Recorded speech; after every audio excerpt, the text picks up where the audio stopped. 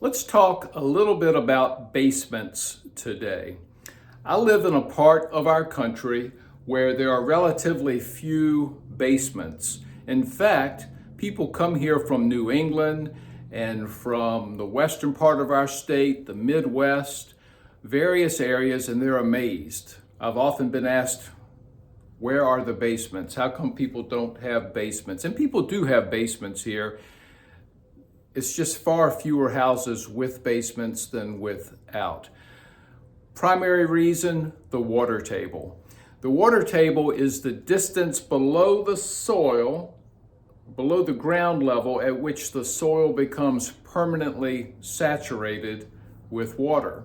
Here we have a relatively high water table. So low water table, high water table, more difficult to build a house with a basement where the water table is high, because in many situations you're asking for that water to penetrate your basement and cause trouble.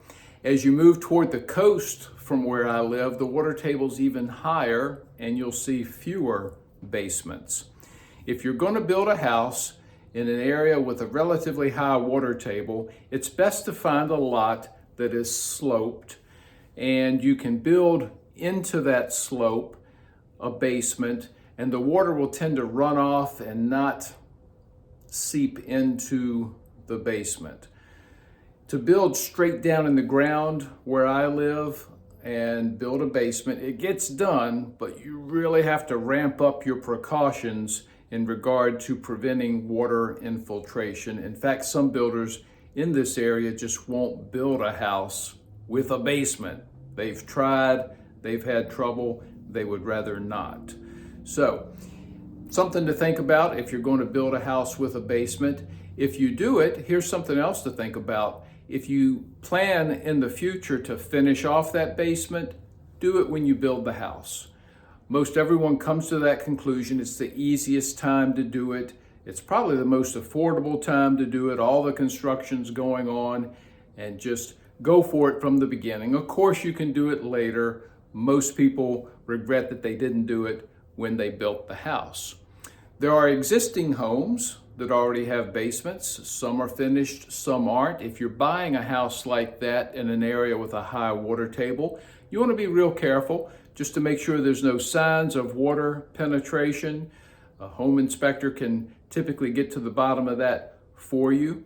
If the existing house that you're buying has an unfinished basement, it'll be a lot easier to see. And do know that there are systems that you can install for existing homes that will eradicate that water penetration. Remember this too when you're building a home, finishing that square footage, lots of ways to enjoy that, and you'll be glad you did. But do know that that finished square footage in your new home that's in the basement, that appraisers give that a lower value per square foot than the finished space that's what they call above grade.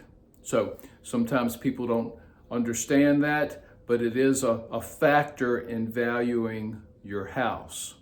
So a few insights on basements today. And if you have one, enjoy it.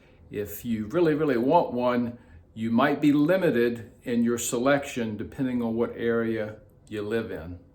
Have a great week.